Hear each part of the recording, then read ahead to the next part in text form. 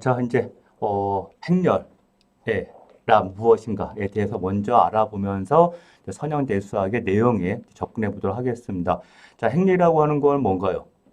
숫자들을 직사각형 모양으로 배열한 거죠. 일단은 그 정도만 생각하더라도 아무 문제는 없습니다. 그런데 그것이 여러 가지 중요한 부분에 이제 활용이 되는 거죠. 숫자들을 직사각형 모양으로 배열을 했는데 그거를 써서 우리가 다양하게 활용하는 겁니다. 자, 그래서 이 노트에서 보다시피 여기 m 곱하기 n 개의 실수. 우리 수업은 실수로만 한정할 거예요. 뭐 복소수일 수도 있고요. 뭐 경우에 따라서는 함수가 들어갈 수도 있습니다. 일단은 이제 실수만 가지고 할 텐데, 자, 이 m 곱하기 n 개의 실수를 이제 직사각형 모양으로 배열을 했을 때, 이때 이제 요 가로줄을 뭐라고 부릅니까? 로라고 부르죠. 가로줄. 그래서 이제 여기 1행, 여기가 2행, 이런 식으로 행이라고 부르고, 그 다음에 세로줄을 이제 컬럼이라고 합니다. 그래서 여기가 1열, 2열. 그럼 여기가 이제 j 번째 열, j열. 이런 식으로.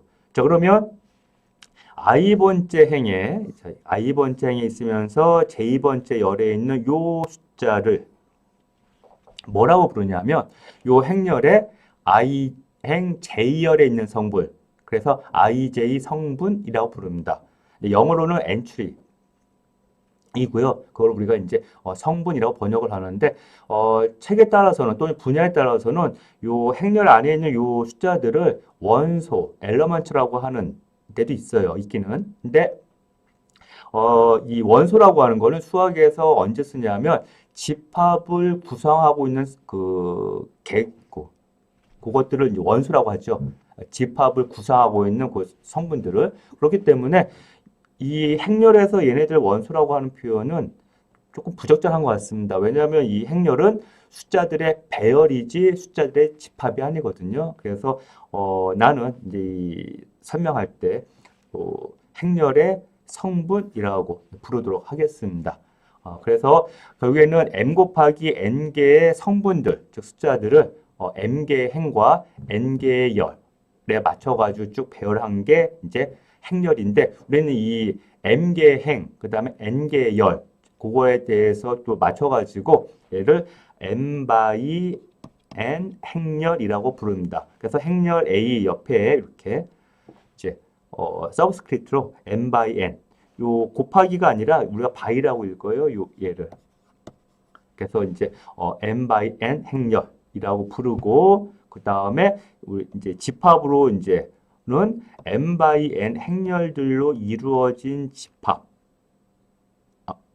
m by n 행렬들로 이루어진 집합을 이렇게, 요 m은 이제 매트릭스에서 딴 거예요. 그 다음에 그 안에 있는 성분들은 실수를 강조하기 위해서 가로 열고 실수, 이렇게 해가지고 표현도 하고 있습니다. 자, 그래서 이제 얘가 이제, 행렬에 대한 기본적인 사항이고요. 자, 그 다음에 이 행렬과 관련해 가지고 또 이제 여러분들이 알아둘 만한 게 두 행렬이 같다라고 하는 거. 두 행렬이 같다. 자, 우리가 숫자가 같다라고 하는 거는 뭐 뻔하죠. 그 다음에 이제 아직 벡터 얘기를 안 하고 있지만 두 벡터가 같다라고 하는 것도 두 벡터, 즉 숫자들을 이렇게 리니어하게 이제 그 직선에다가 표현한 거 1차원적으로, 그때 두 벡터 같다라고 하는 거 각 위치에 있는 성분들끼리 비교했을 때 같은 게 그게 이제 두 벡터가 같은 거거든요. 행렬도 마찬가지입니다. 두 행렬을 이렇게 놓고서 같은 위치, 즉 ij 성분들끼리 모두 다 같으면 두 행렬에 대한 i행 j열에 있는 성분들끼리 일일이 다 비교했을 때 같으면 두 행렬은 같다라고 얘기를 합니다. 뭐 예를 들어보면, 자, 여기 a라고 하는 행렬이 만약에 2, 3, 1, 그 다음에 x0, y라고 해볼게요. 그 다음에 b라는 행렬을, 자, 같은 성분들끼리 비교하기 위해서는 A의 행의 개수와 B의 행의 개수가 같아야 될 거고, 또 A의 열의 개수와 B의 열의 개수가 같아야 되겠죠. 기본적으로. 그래서 얘를 만약에 기역, 3, 니은, 그 다음에 얘를 6, 그 다음에 0, 그 다음에 7. 자, 이렇게. 자, 그러면 A, 2x3 행렬이죠. 그 다음에 B, 역시 2x3 행렬. 즉, 행은 2개고 열은 3개입니다. 자, 그러면 두 행렬 A와 B가 같다라는 얘기는 요 X는 6이라는 얘기죠. 그 다음에 Y는 7이라는 얘기고, 그 다음에 기억은 2라는 얘기고, 니은은 1이라는 얘기고. 그렇죠? 예, 그래서 이제 각 성분들끼리 비교해서 같으면 두 행렬은 같다라고 부르고 있습니다. 그 다음에 우리가 이제 앞으로 많이 부를 이제 그 행렬의 그 종류, 이름이 있는데 그게 이제 영행렬이 있어요. 영행렬. 영행렬이라고 하는 거는 추측컨대 뭐가 되겠습니까? 그쵸? 성분들이 모두 다 0인 거. 그쵸? 그러면 이제 예를 들어서 0,0,0. 자, 얘도 영행렬이에요. 왜? 모든 성분이 다 0이죠. 그러면 얘 같은 경우에는 우리가 이제 일단은 이제 영행렬을 5 쓰고 위에다 살짝 이렇게 긁게요. 그건 이제 숫자 0하고 구별하기 위해서 제가 이렇게 쓰는 겁니다. 자, 그러면 이 영행렬은 행은 하나, 열은 3개 이렇게 될 겁니다. 그쵸? 근데 만약에 00, 00, 00. 자, 이렇게 모든 성분이 0인 요 영행렬은 일단 5로 이렇게 쓰면 위에 있는 얘하고 좀 구별을 해서 우리 나타내기 위해서 어떻게 할 거냐면 요 영행열의 행의 개수가 3이고 열의 개수가 2죠. 그래서 요 5 쓴 다음에 서브스크립트로 3/2 자, 이렇게 표현을 해주면 요 영행열과 요 영행열 구별이 되겠죠. 그래서 이제 앞으로는 이제 뻔할 때는 굳이 이렇게까지는 안 하는데 이제 좀 더 정확하게 하고자 할 때는 서브스크립트를 써가지고 요 영행열들도 이제 구분하도록 하겠습니다. 기본적으로는 크게 이 5자 5 써가지고 영행열을 나타낼 거예요. 그 다음에 이제 앞으로 또 많이 나올 행렬들 중에 또 중요한 게 요 행과 열의 개수가 같은 행렬. 자, 얘는 이제 뒤에 역행열 구하고 그 다음에 행렬식 구할 때 기본적으로 이렇게 행과 열이 같은 행렬에 대해서만 역행열 그 다음에 행렬식이 정의가 돼요. 그래서 이제 이러한 행렬을 자, 행과 열의 개수가 같으니까 요 숫자 모양을 보게 되면 이제 배열한 걸 보게 되면 모양이 직사각형보다는 이제 정사각형이죠. 그래서 우리가 이러한 행렬을 정사각 행렬이라고 부릅니다. 이제 스퀘어 매트릭스, 정사각 행렬, 즉 행과 열의 개수가 같은 거. 그래서 여러분 노트에 보면 A라고 하는 행렬 여기 3x3 행렬. 그래서 우리가 이럴 때 그냥 3차라고 불러요. 3x3 행렬인데 그냥 간단하게 3차 정사각 행렬. 그다음에 요 밑에 있는 A는 행의 개수가 4개, 열의 개수가 4개이죠. 자, 이러니까 얘는 4x4 행렬, 즉 4차 정사각 행렬이라고 부릅니다. 그러면 우리가 이제 앞으로 이제 여러 종류의 행렬들을 접하게 될 거고 그 특징에 맞춰가지고 이름을 붙일 텐데요. 요 정사각 행렬들 중에서도 좀 이제 특별한 행렬들 우리가 앞으로 배울에 대해서 좀 이름을 붙이고 나서 이제 뒤에 쓰도록 하겠습니다. 그 중에 하나가 이제 요 보면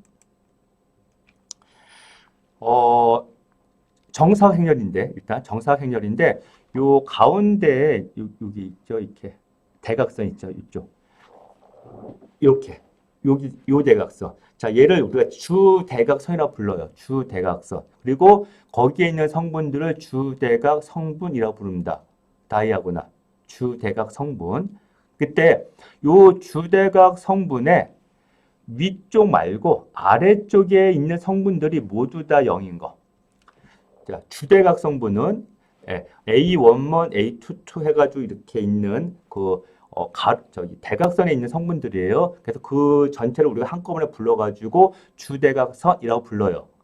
그럴 때 그 주대각선 아래쪽에 저기 삼각형 모양으로 이렇게 봤을 때 거기에 있는 성분들이 모두 다 0인 거. 자, 이러한 행렬을 우리가 좀 주의해야 될 게, 자, 아래가 성분이 다 0인 거는 상삼각 행렬입니다. 즉, 주대각선 위에는 0이 있던 없던 건 중요하지 않습니다. 주대각선 아래에 있는 성분들이 모두 다 0인 거를 우리가 상삼각 행렬 이렇게 부르고 있어요. 그럼 반대로 주대각선 위에 있는 성분들이 모두 다 0인 거.